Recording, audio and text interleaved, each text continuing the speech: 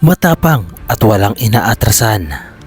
Mr. Duterte, hindi ako natatakot sa'yo. May isang salita at mayroong paninindigan. Sige lang, isa ito sa mga ikakaso natin sa kanila pag wala na sila sa pwesto. Ganito natin mailalarawan mga idol ang pagkatao ni dating Senador Antonio Trillanes IV na simula pa ng una mga idol ay kritiko na ng mga korap na mga politiko na kanyang kasama sa gobyerno. Hindi inuurungan nga mga idol basta tama ang kanyang ipinaglalaban. At miski pa nga ikaw ay isa sa pinakamataas na posisyon sa ating gobyerno o sa pamahalaan at kahit ikaw pa ay isang presidente ay hindi ka makakatakas sa kanya. Nakilala natin mga idol si Antonio Trillanes bilang numero 1 kritiko ni Duterte. At simula pa lamang nga mga idol nung unang pagkaupo pa lamang ni Duterte ay naandyan na siya upang bistuhin, halukhayin at halongkatin ang baho ng pamilyang Duterte at maging nga mga idol ang matalik na kaibigan at matagal ng kaalyado ni Duterte na si Bongo ay hindi rin makakatakas nga mga idol sa mga kaso na isasampa ni Trillanes laban sa kanila. Subalit ano nga ba mga idol ang katotohanan patungkol sa dating senador na si Antonio Trillanes at bakit hindi siya kinakasuhan ng mga pamilyang Duterte kung mali ang mga akusasyon laban sa kanila? Na kung tutusin nga mga idol ay patong-patong sana na kaso ang ipapatong nila kay Trillanes kung itong mga akusasyon laban sa kanila ay walang katotohanan at pawang kasinungalingan lamang ay sana ay matagal nang nakulong itong si dating senador Antonio Trillanes. At kung bakit hindi nakukulong nga mga idol si Trillanes sa kabila ng mga banat niya sa dating Pangulong si Duterte at sa pamilya nito, ay ito ang ating alamin mga idol dito lamang sa Opinion Mo TV.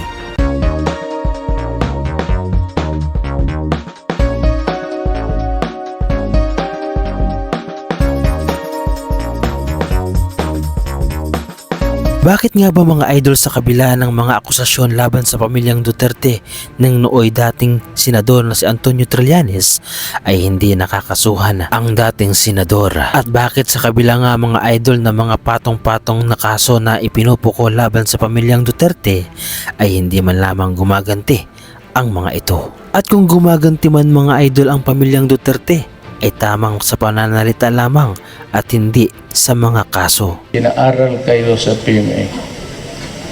Medyas, sapatos ninyo, t-shirt, pagkain, gastos ng tao.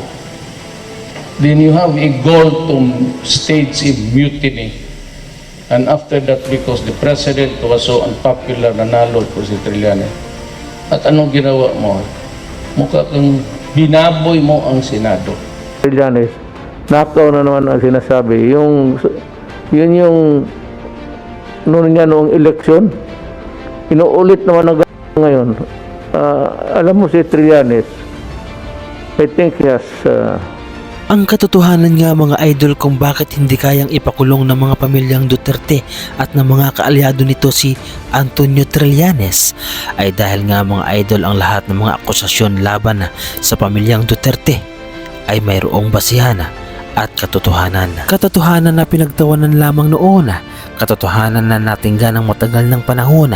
Lalo pa nga mga idol nung panahon na yun ay nakaupo pa ang dating Pangulo na si Duterte. Subalit gaya nga mga idol ng pangako noon ng dating senador na si Antonio Trillanes ay mas lalong madadagdagan pa nga mga idol di umano ayon kay Trillanes ang lahat ng mga kasong ito. Lalo na nga mga idol pagkatapos ng termino ni Duterte. At ito nga mga idol ang nangyari. Maliwanag na bukod pa sa pagsisinungaling, plunder ang krimen na ginawa ng tambalang Duterte at Bongo sa pakikialam nila sa Navy frigate deal dahil magit 1 bilyong piso ang naging benepisyo ng isang private company. Dahil pinwersa nilang dalawa ang Philippine Navy na tanggapin ang mas mahinang klaseng CNS. Sige lang, isa ito sa mga ikakaso natin sa kanila pag wala na sila sa pwesto. At sa pagkakulong nga mga idol ni dating Pangulong Duterte sa The Hague sa Netherlands ICC ay isusunod na kaya nga mga idol si Bongo na talaga namang loyal at mahal na mahal si dating Pangulong Duterte. At kahit ano pa nga mga idol ang mangyari ayon kay Bongo ay hindi niya iiwan si Duterte. noon, ngayon at magpakailanman. At ito nga mga idol ay ayon mismo kay Bongo. Forever ko siyang pagsilbihan yun. Forever ko siyang pagsilbihan yun. Ganito kaluyal mga idol si Bongo sa dating Pangulo na si Duterte na ayon sa kanya mga idol ay hindi niya iiwanan ang dating Pangulo anuman ang mangyari. Forever ko siyang pagsilbihan yun. Kaya naman ito marahil nga mga idol ang dahilan kung bakit kasama lagi ni Duterte itong si Bongo sa lahat ng mga anomalyang ginagawa ayon kay Trillanes. Kung kaya't marapat lamang di umano nga mga idol na kasama itong si Bongo sa dapat kasuhan dahil ganito nga mga idol di umano ang kanilang mga gawain. Pag-alaman ng Navy na makakamura ng mahigit 1 bilyong piso ang HHI kung masunod ang gusto nila na hanwa ang maging CMS ng barkong gagawin. Pinanindigan ng Navy ang gusto nila na Tacticos Thales CMS ang gagamitin sa kanilang frigates. Dahil sa stalemate na ito, nakahanap ang HHI ng padrino sa Malacanang, si Bongo. January 12, 2017, merong dokumento at note na pinasa si Secretary Lorenzana kay Admiral Ronald Joseph Mercado na noon ay Flag Officer in Command ng Philippine Navy o pinakapinuno ng Navy. Ang sabi dito sa note, to Admiral Mercado, Ronald, this was given to me by Bongo. Go over it and prepare a report rebuttal to be submitted to the President. Signed, Secretary Lorenzana. Itong note na ito ay nakatouch sa isang dokumento na galing sa HHI na itinutulak ang Hanwha CMS na kung saan mas makakamura sila. Bukod pa sa mga documents na ito, sumulat pa mismo ang office ni Bongo noong January 18, 2017 sa Technical Working Group ng Philippine Navy na in charge sa Frigate Acquisition Project para sa isang meeting sa Malacanang. Dito ay sinubukan kumbinsihin ng opisina ni Bongo ang Technical Working Group na tanggapin na lang ang gusto ng HHI na piliin ang Hanwha CMS na mas mababang kalidad sa gusto ng Navy na Tacticos Thales CMS. Sa madaling salita, huling-huli si Bongo na nakialam sa procurement process para mapaboran ang isang private company na ikasasama naman ng Philippine Navy. Pero ano nga ba ang unang sinabi ni Bongo tungkol sa isyong ito?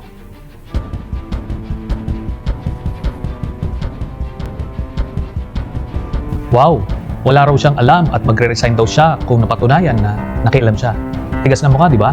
Kinalaunan, nagkabistuhan din dahil kinumpirma mismo ni Secretary Lorenzana na galing nga kay Bongo ang mga dokumento in behalf of HHI. Hindi lang yan, mismong si Duterte na ang umamin na siya ang nag-utos kay Bongo na makialam para sa South Korean company. There was this Korean who represented this and he was complaining why there is as yet no order to deliver na nanalo sila. So yung letter niya, binigay ko kay Bong, give it to legal. So legal referred it to Lorenzana. So nagsulat si Lorenzana. Hindi pa natapos dyan ang mga naganap. Binanggit ulit ito ni Duterte sa kanyang 2019 State of the Nation Address. Yung Koreano na napagbili ng barko to sold the ship to the Philippine government went to Malacanang just to complain, why is it that there is no request for delivery? So I told Bong, ayusin mo yan. He went to Lorenzana and Lorenzana nagsulat siya. Kaya napaamin din si Bongo sa Senate hearing. Inindorso lang naman daw niya sa tamang ahensya ang reklamo dahil parte ito ng anti-corruption program ng Duterte. We are being castigated for endorsing a complaint to the proper agency. A mere routinary endorsement, which is one of the thousands of complaints we endorse as part of PRRD's agenda to open the gates and ears of Malacanang. Para lang maglinaw, ano ulit ang sinabi ni Bongo tungkol sa Navy frigate issue noong una? Rewind natin.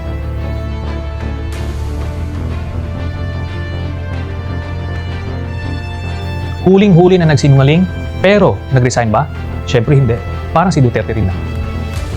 Ilang beses nilaban ni Admiral Mercado at ilang opisyal ang Tacticos Thales CMS bilang compliant naman ito sa kontrata. Mas proven ang quality at mas advantageous sa Philippine Navy. Pero kinalaunan, dahil sina Duterte at Bongo ang mga backer ng South Korean private contractor na HHI, hindi umubra ang recommendations ng Philippine Navy at napili pa rin ang Hanwha CMS. Biglaan ding tinanggal sa pwesto si Admiral Mercado dahil sa pagkontra sa kagustuhan ni Duterte at Bongo. Maliwanag na bukod pa sa pagsisinungaling, blunder ang krimen na ginawa ng tambalang Duterte at Bongo sa pakikialam nila sa Navy frigate deal dahil magit 1 bilyong piso ang naging benepisyo ng isang private company dahil pinwersa nilang dalawa ang Philippine Navy na tanggapin ang mas mahinang klaseng CMS. Lilinawin ko lang, magandang proyekto itong frigate acquisition project na na-initiate ng Aquino administration. ang mga frigate na ito ang magiging pinakamoderno at pinaka-powerful na barko ng ating Navy.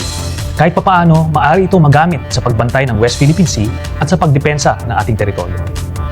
Pero kung hindi sana ito pinakilaman ni na Duterte at Bongo, di hamak na mas naging primera klase pa ang mga barkong ito. Sige lang, isa ito sa mga ikakaso natin sa kanila pag wala na sila sa pwesto. At ito nga mga idol ang mga dahilan kung bakit hindi kayang pabagsakin ng pamilyang Duterte itong si dating Senador Antonio Trillanes, dahil lahat ng mga akusasyon laban sa mga pamilyang Duterte ni Trillanes ay mayroong mga dokumento, mayroong mga basihan at mayroong mga matibay na ebidensya. Katulad na lamang mga idol ng magkaparehong kaso na isasampa ni Trillanes ay ang plunder na kinakakasagutan pa rin nga mga idol ni Duterte at ni Bongo. Pag-uusapan natin ang pagnanakaw ni na Duterte at Bongo sa kaban ng bayan. Ito ay maliwanag na patong-patong na kaso ng plunder na umaabot sa 6.6 billion pesos. At dahil nga mga idol sa mga matibay na ebidensya na may hawak si Antonio Trillanes, ay tila wala na nga mga idol lusot ang dalawang magpartner na si Bongo at si Duterte. Noong 2018 ay naglabas ang PCIJ at Rappler ng report na nakakuha ng government contracts amounting to billions of pesos ang mga construction companies ng tatay at half-brother ni Bongo. Lahat ng mga projects na to, take note, ay sa Davao Region lang. Dahil dito, nagpasa ako ng Senate Resolution para imbisigahan ito. Humingi ako ng mga dokumento sa DTI at COA para mapag-aralan kung totoong may mga anomalya sa mga transaksyong ito. Ito ang mga nakita ko. Base sa records ng DTI, ang CLTG Builders ay pagmamay-ari ni Mr. Desiderio Lim na tatay ni Bongo. By the way, ang CLTG ay initials din ng buong pangalan ni Bongo na Christopher Lawrence Tesoro Go. Ang Alfredo Builders and Supply naman, ayon din sa DTI, ay pagmamay-ari ni Alfredo Amero Go. Siya ang half-brother naman ni Bongo. Base sa mga COA documents, nakakuha ng 125 projects ang CLTG mula March 25 hanggang May 2018 na umaabot sa 4.89 billion pesos ang halaga. In 2017 alone, nakakuha ng 27 projects ang CLTG worth 3.2 billion pesos. Again, lahat ng projects na ito ay located sa Davao City or Davao Region lamang. Ang ilan sa pinakamalalaking kontrata ng Alfredo Builders ay nagkakahalagang 181.5 million, 140 million, 132.5 million, 108 million, at 93 million pesos na lahat ay pang-concreting o road widening. Pag itotal ang mga projects na nakuha ng tatay at half-brother ni Bongo, ito ay aabot sa 6.6 billion pesos. Specifically, 1.5 billion pesos nung mayor pa lang si Duterte sa Davao City, habang 5.1 billion pesos worth of projects naman ang nakuha ng pamilya ni Bongo nung unang 2 taon pa lamang na pagkapresidente ni Duterte. Pareho ding B-license lang ang hawak ng 2 kumpanya, pero nakakuha sila ng malalaking proyekto. Bawal po ito. Kaso, naikutan nila ang requirement na to dahil pumapasok sila sa joint venture arrangements sa mga kumpanyang may AAA license, pero kung titignan natin ang mga kontrata nila with DPWH, mismo ang tatay ni Bongo na si Desiderio Go ang identified na contractor at siya pa rin ang nakapirma dito.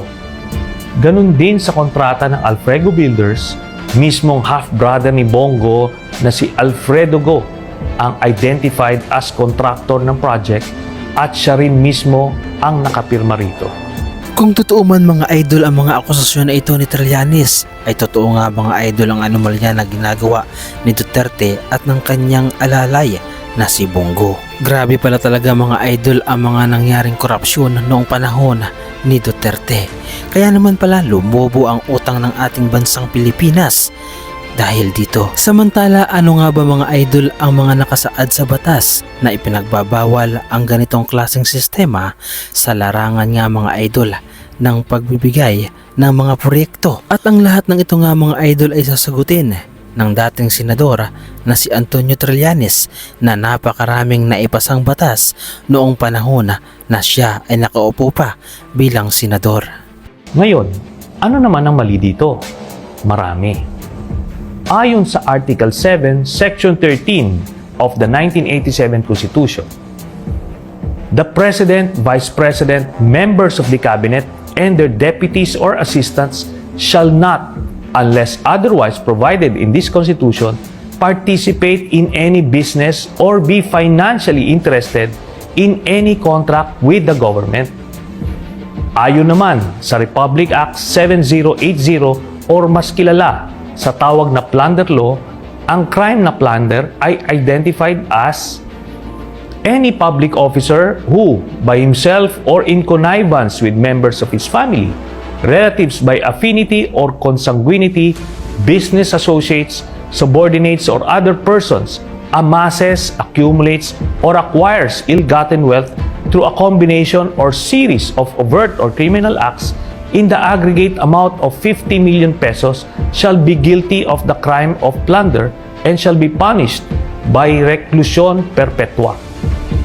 In the same law, ill-gotten wealth is defined as any asset, property, business enterprise, or material possession of any person acquired by him directly or indirectly through dummies, nominees, agents, subordinates, and or business associates by receiving directly or indirectly any commission, gift, share, percentage, kickbacks, or any other form of pecuniary benefit from any person and or entity in connection with any government contract or project, or by reason of the office or position of the public officer concerned. Also, by taking undue advantage of official position, authority, relationship, connection, or influence to unjustly enrich himself or themselves at the expense and to the damage and prejudice of the Filipino people and the Republic of the Philippines. Malinaw pa nga mga idol sa sikat ng araw na mahigpit na ipinagbabawal sa saligang batas ang pakikipag-business partner nga mga idol ng mga politiko na nakaupo sa gobyerno. Subalit kapag korap talaga mga idol ang mataas na posisyon sa ating gobyerno ay wala kang magagawa kundi sila ay mamamayagpag sa paggawa ng korupsyon. Subalit ang lahat ng ito nga mga idol ay mayroong hangganan at pasalamat na lamang tayo at mayroong isang Trillanes na nag-aabang at nagmamatyag sa mga taong politiko na mayroong maitim na hangarin upang mangurakot sa kaban ng bayan. Kaya naman sa lahat nga mga idol na mga politiko, lalo na sa mga mataas na posisyon sa ating gobyerno, ay marapat lamang na ganito ang inyong sapitin. Sampahan din ng patong-patong na kasong plunder na ginawa ni Trillanes sa magpartner na si Bongo at si Duterte. Kaya naman pala mga idol hindi makaganti ng kaso itong mga Duterte kay Trillanes ay dahil nga mga idol totoo ang mga aligasyon ni Trillanes laban sa mga Duterte. At kung sakali nga mga idol na gumanti ang mga Duterte ay wala silang panalo dahil lahat ng ebidensya ni Trillanes ay mayroong basihan at mayroong katotohanan. Hindi katulad nga mga idol na ipinapakitang mga ebidensya ni Duterte na gawa-gawa lamang niya at imbento lamang, kung kaya't hindi ito mananalo laban kay Trillanes. Produkto ng isip ko to. Tinanggalan ko lang, tignan ko talaga. Ginamit mo, kasi natya ko yan. Trillanes, ganito yan. Binasa ko, ginawasan ko ng number. Wala ito, imbento lang. Kung kayo ang tatanungin mga idol, sino ang inyong mas paniniwalaan? Si Trillanes ba ang mga idol na mayroong ipinapakitang totoong mga ebidensya laban sa mga Duterte? O si Duterte pa rin na inyong iniidolo kahit na imbento lamang ang mga ebidensya na ginagawa? Bongo intervenes. Alam mo, hindi ako mag-ibang puro bilyonaryo to. Sa totoo lang. Putakin na ba? Tanungin niyo kung sino yan. Liliwanagin ko lang, as always, hindi po chismis ang basihan ng mga aligasyong ito. Galing sa COA at DTI mismo ang mga dokumentong nakalap namin sa investigasyong ito. Wala silang lusot dito. Naipakita natin ang isa na namang paraan kung paano mangurakot sina Duterte at Bongo. Sa iba't ibang ahensya ng gobyerno ay meron pa silang iba't ibang pinagkakakitaan. Ito ang pangako ko. Basta pag nawala na sila sa pwesto, ipa-file namin ang mga kasong plunder kina Duterte at Bongo base dito sa mga government documents na ito. Nag-file po ako ngayong umaga ng plunder case laban kay dating Pangulong Rodrigo Duterte at kay Senator Bongo. Tayo mga idol ay magpasalamat ng marami sa dating senador na si Trillanes.